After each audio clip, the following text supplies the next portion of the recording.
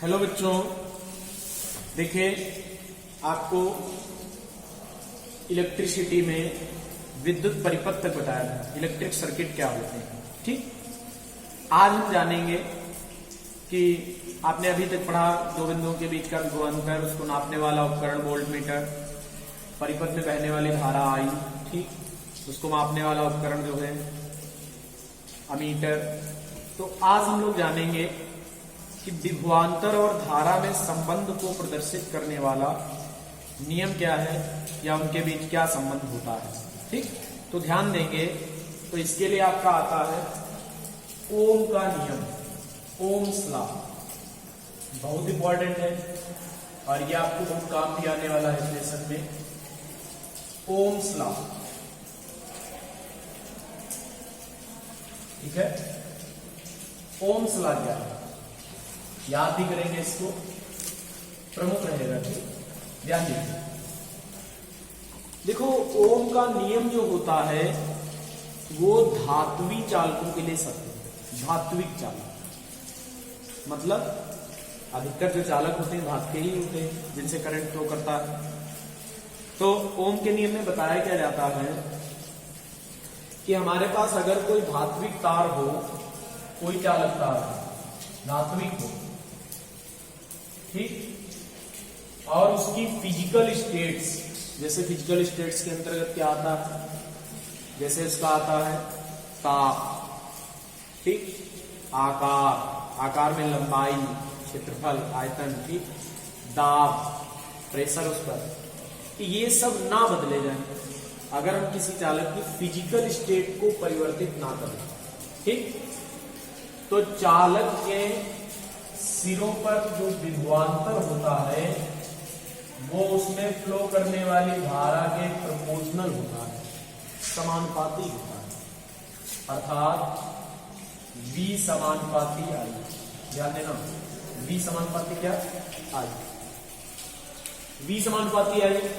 ध्यान देना कि यदि किसी चालक की, लिखेंगे इस नियम के अनुसार, इस नियम के अनुसार क्या, यदि किसी चालक की भौतिक अवस्थाएं,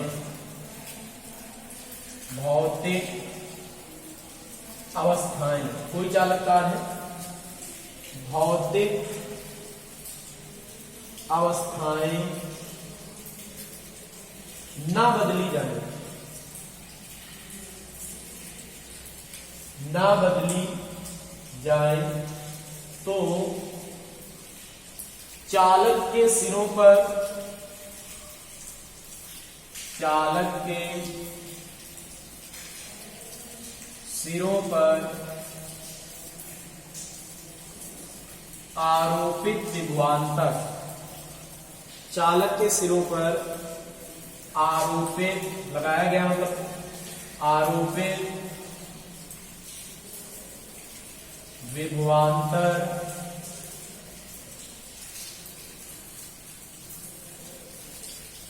उसमें प्रवाहित धारा के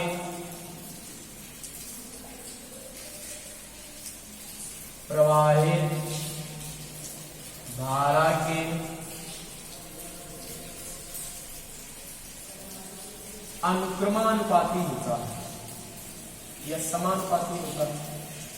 हाँ, एक चीज और सुनो, यदि किसी चालक की भौतिक अवस्थाएं, कौन कौन सी भौतिक अवस्थाएं, देखो यहां पर लिख लेंगे आप ब्रैकेट में कि भौतिक अवस्थाएं जैसे ताप,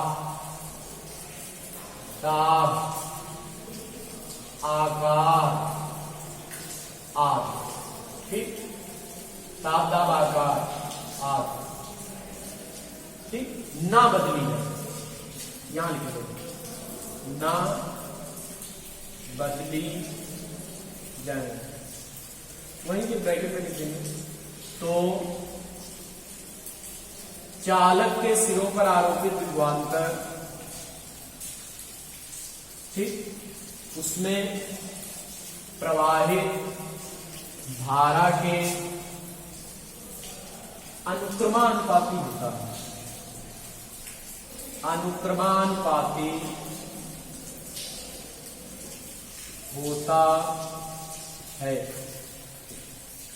ठीक, देखो अनुक्रमानुपात का अर्थ होता है दो क्वांटिटी अनुक्रमानुपात में तब कहलाती हैं जब एक क्वांटिटी के बढ़ने पर दूसरी क्वांटिटी बढ़ जाए, या एक क्वांटिटी के घटने पर दूसरी घट जाए। मतलब एक राशि बढ़े तो दूसरी भी बढ़े, एक राशि घटे तो दूसरी भी घटे, तो वो राशियां अनुक्रमानुपात में या समानुपात में कहलाती हैं। ठीक, अब अगर यदि चालक के सिरों पर आरोपित विभवांतर V तथा उसमें प्रवाहित धारा I हो, ठीक, अगर कोई चालक हो उसके सिरों पर विभवांतर V हो और उसमें बहने वाली धारा कितनी I, जैसे मान लीजिए ये कोई वायर है, ये वायर है तार, और इसमें जो है I करंट फ्लो कर रहा है और इसके सिरों पर भी विभवांतर आरोपित है। तो V और I इस प्रकार होते हैं कि ये एक बढ़ने पर दूसरा बढ़ता है। जैसे V का मान बढ़ाएंगे तो धारा I बढ़ जाएगी, धारा I का मान बढ़ाएंगे V बढ़ जाएगा। तो V proportional to I, V का मान I के अनुक्रमानुपाती होता है। ये संबंध ये बताता है I बढ़ने पर V बढ़ेगा या V बढ़ने पर I बढ़ेगा। अब प्रोपोर्शनल का चिन्ह हटाएंगे, यहां पर लेंगे कांस्टेंट, और वो कांस्टेंट आपका होगा R, जहां R एक नियतांक है, जहां R एक क्या है, नियतांक, जहां R एक नियतांक है जिसे चालक का प्रतिरोध कहते हैं। प्रतिरोध, रुकावट, बाधा बताएंगे आपको, जिसे चालक का प्रतिरोध कहते हैं। हर चालक का कुछ ना कुछ अपना प्रतिरोध होता है। ठीक, जैसे वायु तेज चल रही हो और वायु की विपरीत दिशा में हम जा रहे हैं, तो वायु द्वारा हम पर एक रोकने वाला फोर्स कार्य करता है, तो वायु का प्रतिरोध है। इसी प्रकार जब किसी तार में धारा बहती है तो धारा बहने में तार कुछ बाधा डालता है, रुकावट डालता है, उसे चालक का प्रतिरोध कहते हैं। जहां एक नियतांक है जिसे चालक का क्या कहते हैं, प्रतिरोध कहते हैं। ठीक, और अगर हम R का मान निकालें तो R बराबर आएगा V/I। R यहां से निकालें R का मान, तो V बटे क्या आएगा I। तो प्रतिरोध कहते हैं इसका मान विभवांतर तथा धारा के, देखो यहीं पर निकाले थे आगे, R की वैल्यू अगर हम निकालें तो R बराबर आ जाएगा V/I। ठीक, देखो R एक कांस्टेंट है तो V/I भी तो कांस्टेंट होगा। किसी चालक के लिए V बटे I का अनुपात हमेशा नियत रहेगा। तो इसका मान विभवांतर तथा धारा के अनुपात के बराबर होता है। इसका मान जो है विभवांतर तथा धारा के अनुपात के क्या होता है, बराबर होता है। ठीक, याद रखेंगे इसका मान विभवांतर धारा के अनुपात के बराबर है। तो R एक कांस्टेंट है, तो V/I बराबर जो R आया है, R तो एक नियतांक है, R एक नियतांक है, तो हम कह सकते हैं किसी धात्विक चालक के लिए V बटे I विभवांतर और धारा का जो रेशियो होता है वो हमेशा एक नियतांक होता है। और याद रखना ये नियतांक विभवांतर धारा पर निर्भर नहीं करता है। विभवांतर धारा से बदलने पर ये बदलता नहीं है, केवल ये बदलता है चालक की लंबाई, चालक का क्षेत्रफल। अगर हम वो बदल दें तो इस प्रतिरोध का मान परिवर्तित हो जाएगा, बाकी के लिए नहीं। ठीक, समझ गए? एक बढ़ने पर दूसरा बढ़ेगा। अब आपके क्वेश्चन हो सकते हैं, एक चालक के सिरों पर 20 वोल्ट का विभवांतर लगाने पर उसमें 2 एम्पियर की धारा बहती है, चालक का प्रतिरोध बताओ। तो 20 वोल्ट विभवांतर, धारा आई हो जाएगी 2 एम्पियर, तो 20/2 10 ओम प्रतिरोध निकल आएगा। जैसे मान लीजिए कि आपके पास इस पर आधारित न्यूमेरिकल है, याद रखना ओम का नियम V/I बराबर कांस्टेंट या V बराबर RI या V समानुपाती है, जैसे भी याद रखते हैं। देखिए क्वेश्चन कर लेते हैं कि एक चालक के सिरों पर 20 वोल्ट का विभवांतर लगाने पर उसमें 2 एम्पियर की धारा प्रवाहित होती है, 2 एम्पियर की धारा प्रवाहित होती है। चालक का प्रतिरोध ज्ञात करो। चालक का क्या निकाल दो? प्रतिरोध ज्ञात करो। ध्यान देना, चालक का प्रतिरोध निकालेंगे तो विभवांतर हमने लगाया है 20 वोल्ट का, तो V बराबर 20 वोल्ट हो गया। धारा आई कितनी है? 2 एम्पियर धारा हो गई। प्रतिरोध R पूछा गया। ओम का नियम क्या पढ़ा? V बराबर RI, ओम के नियम से। तो R बराबर क्या लगा देंगे? V/I या V/I बराबर R।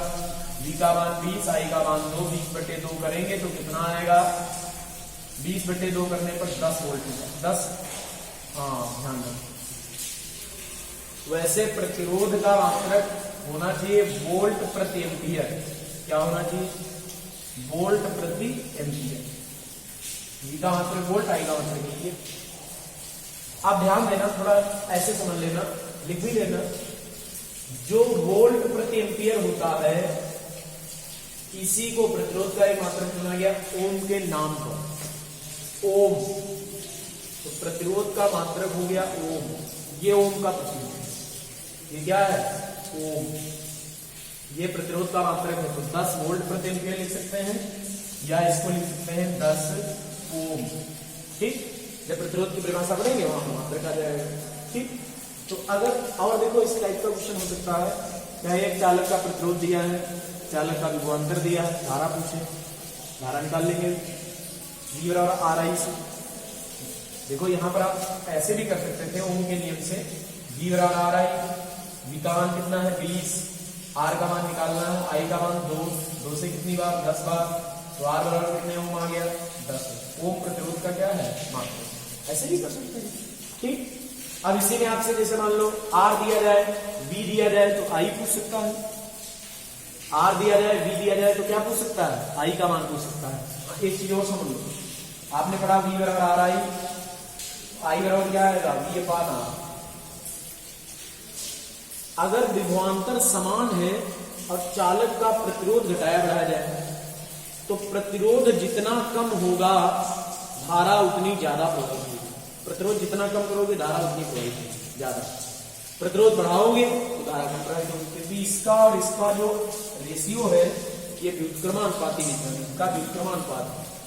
चालक में बहने वाली धारा उसके प्रतिरोध के व्युत्क्रमानुपाती होती है। चालक का प्रतिरोध जितना कम होगा उसमें बहने वाली धारा उतनी ही ज्यादा होगी।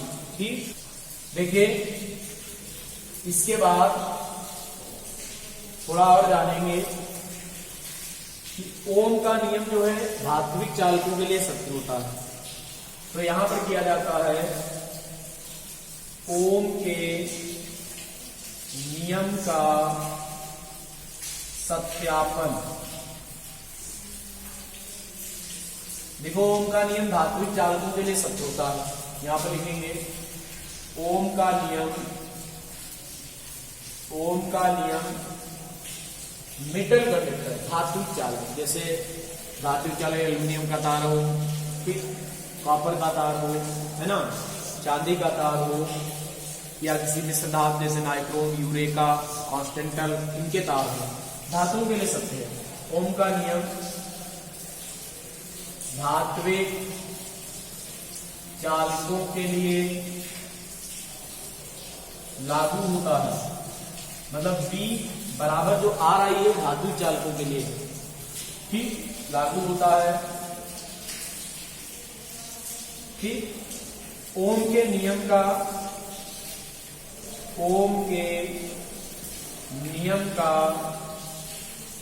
अगर ओम के नियम में विभवांतर धारा आती, अगर हम विभवांतर और धारा के बीच में ग्राफ खींचे, प्रोपोर्शनल है ना एक दूसरे, तो ग्राफ सरल रेखीय प्राप्त होता है।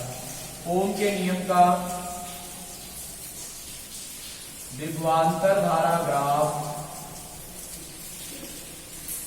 या कह सकते हैं ओम के नियम का ग्राफ, ठीक, विभवांतर धारा ग्राफ सरल रेखीय होता है, सरल रेखीय होता है। तो सत्यापन में हम इस प्रकार सत्यापन करेंगे कि ओम के नियम का यदि हम विभवांतर और धारा ग्राफ खींचे तो वो हमें कैसी रेखा प्राप्त हो, सरल रेखा प्राप्त हो। ठीक, देखिए ध्यान देना, सत्यापन करने के लिए एक बनाते हैं परिपथ। मान लीजिए एक मिश्र धातु का तार है जिसका प्रतिरोध R है, कांस्टेंट है, प्रतिरोध नियत रहता है। अगर चालक की आकार, लंबाई और क्षेत्रफल ना बदले तो प्रतिरोध नियत रहेगा। चालक के सिरों को हमने क्या किया, एक बैटरी से जोड़ दिया। ये क्या है, बैटरी है, और बैटरी से जोड़ने के बाद यहां पर एक हमने कुंजी लगा दी। कुंजी को K से लिख सकते हैं, बैटरी को B से लिखा जा सकता है। यहां पर एक अमीटर लगा देंगे धारा मापने के लिए, धारा नाप कर देगा। और यहां पर धारा को कंट्रोल करने के लिए एक धारा नियंत्रक लगा देंगे। धारा को कंट्रोल करने के लिए धारा नियंत्रक लगाएंगे, RH से लिखते हैं धारा नियंत्रक। और देखिए विभवांतर का मापन करने के लिए, विभवांतर का मापन करने के लिए इसके सिरों को एक वोल्ट मीटर से जोड़ देंगे। बताया था वोल्ट मीटर जो विभवांतर नापता है, ये प्लस ये माइनस, ठीक, वोल्ट मीटर से जोड़ दिया। ओम के नियम का अगर सत्यापन करना है तो भाई परिपथ को हम इस प्रकार से बना लेते हैं। ठीक, ये क्या है आपका धारा नियंत्रक, और ये प्रतिरोध है कोई निश्चित प्रतिरोध, प्रतिरोध नहीं बदलेगा। वो विभवांतर मापक उपकरण वोल्ट मीटर, धारा मापक उपकरण अमीटर, ये बैटरी, बैटरी के धन सिरे से धारा निकलेगी प्रतिरोध R से होती हुई, इस तरह से प्रवाहित होगी परिपथ।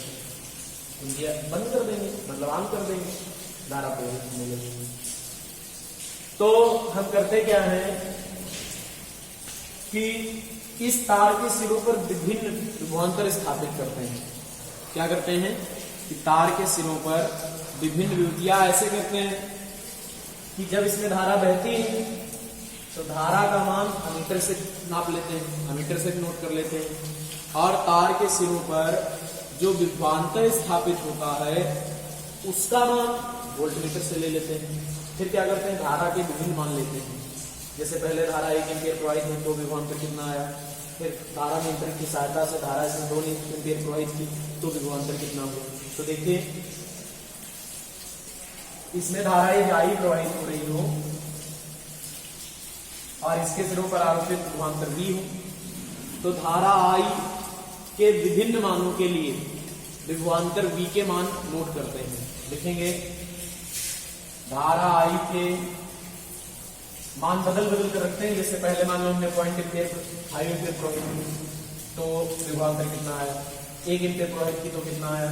तो धारा I के मान बदल बदल कर विभवांतर V के मान नोट करते हैं। मतलब धारा I के मान बदल बदल कर विभवांतर V के, यहां धारा I के मान इसकी सहायता से प्रतिरोध बढ़ा लो, धारा कम हो जाएगी, प्रतिरोध कम कर दो, धारा बढ़ जाएगी। तो धारा के मान बदल बदल कर विभवांतर V के मान नोट करते हैं। तो जैसे मान लीजिए हमने यहाँ पर एक टेबल बनाई और इस टेबल में क्या दर्शाया, यहाँ पर ले लिया धारा I, धारा एक आयन है एम्पियर में, ठीक। फिर धारा के बाद यहाँ पर लिया विभवांतर, विभवांतर V, ये का है वोल्ट में। फिर यहां पर अनुपात V अपान I, V अपान क्या I, मतलब अनुपात V अपान I, V और I का रेशियो यहां पर निकालिए। ये धारा I एम्पियर में हो गई, विभवांतर V वोल्ट में हो गया, ठीक, और ये रेशियो ले लिया। अब जैसे मान लीजिए हमने धारा का मान 0.2 एम्पियर रखा, ध्यान देना, तो विभवांतर का मान जो है, धारा का मान जब हमने 0.2 एम्पियर रखा तो विभवांतर 2 वोल्ट। जब इसने धारा का मान 0.2 एम्पियर क्यों हुआ तो विभवांतर वोल्टमीटर में कितना पढ़ा, 2 वोल्ट। फिर क्या किया, धारा का मान 0.4 एम्पियर किया तो विभवांतर का मान 4 वोल्ट हो गया। धारा का मान 0.6 एम्पियर किया तो विभवांतर का मान 6 वोल्ट हो गया। धारा का मान 0.8 एम्पियर किया तो विभवांतर का मान 8 वोल्ट हो गया। अब V बटे I निकालें।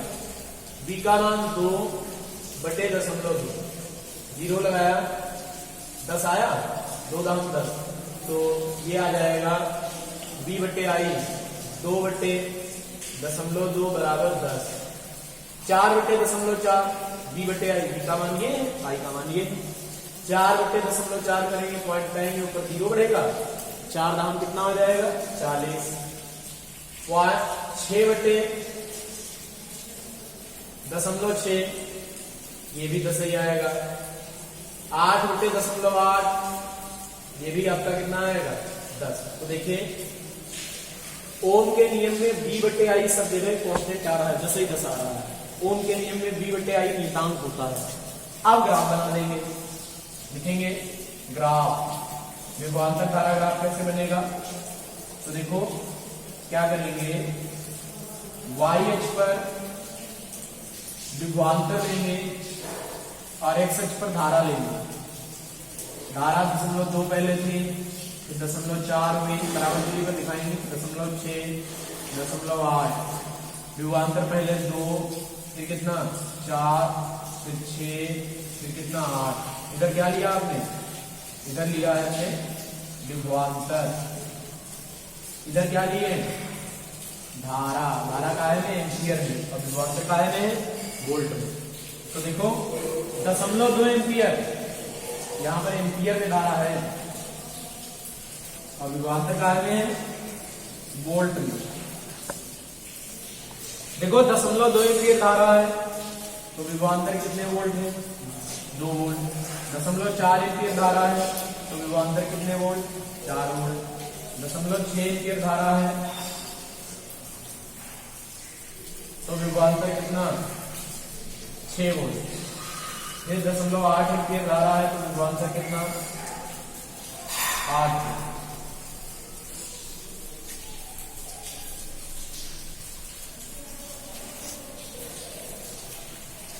तो देखो ये पॉइंट, ये पॉइंट, ये पॉइंट, ये पॉइंट, ये पॉइंट, अगर हम इनको मिला दें तो हमें ये सीधी रेखा प्राप्त होती है, बिल्कुल स्ट्रेट लाइन में ग्राफ बनेगा इसका। कैसी रेखा मिलेगी, सीधी रेखा। अगर हम इन लाइनों को ऐसे मिला देंगे तो हमें जो ग्राफ प्राप्त होगा वो कैसी रेखा आएगी, सीधी रेखा। तो ओम के नियम का जो विभवांतर धारा ग्राफ होता है वो सरल रेखा होता है। इस प्रकार से हम विभवांतर धारा ग्राफ जो है बना सकते हैं। ये ओम के नियम का सत्यापन था। कभी कभी होता क्या है, एग्जाम में आपके ओम का नियम पूछते हैं, साथ में ओम के नियम का सत्यापन। तो सत्यापन वाला परिपथ ये है, धारा I के मान बदल बदल कर विभवांतर V के मान नोट करते हैं। धारा के मान जैसे ये ले तो विभवांतर ये आ रहे हैं, अनुपात V बटे I सब में 10 ही आ रहा है। ग्राफ खींच लें, ग्राफ एक सरल रेखा प्राप्त होगा। तो देखो मेन बात हमने जानी, ओम के नियम का विभवांतर धारा ग्राफ जो है कैसा होता है, सरल। अगर ओम के नियम का विभवांतर धारा ग्राफ सरलरेखी या किसी भी चालक के लिए विभवांतर धारा ग्राफ सरलरेखी नहीं है तो वो ओम के नियम का पालन नहीं करेगा। इसी आधार पर हमारे दो प्रकार के चालक बनाए गए, एक ओमी चालक, एक अनओमी चालक। ओमी चालक वे होते हैं जो ओम के नियम का पालन करें, जिनमें विभवांतर धारा ग्राफ अगर खींचे तो ऐसी रेखा का, और अनोमी वे होते हैं जिनमें ओम के नियम का पालन नहीं होता है। उनके लिए अगर हम विभवांतर धारा ग्राफ खींचेंगे तो वो सीधी रेखा प्राप्त नहीं होगी। ठीक, तो इस प्रकार आज के जो लेक्चर में आपका सत्यापन हुआ है इसको तैयार करेंगे, और नेक्स्ट लेक्चर में आपको रेजिस्टेंस से स्टार्ट करेंगे। प्रतिरोध क्या है, सूत्र क्या है, मात्रा क्या है, आपका नेक्स्ट लेक्चर में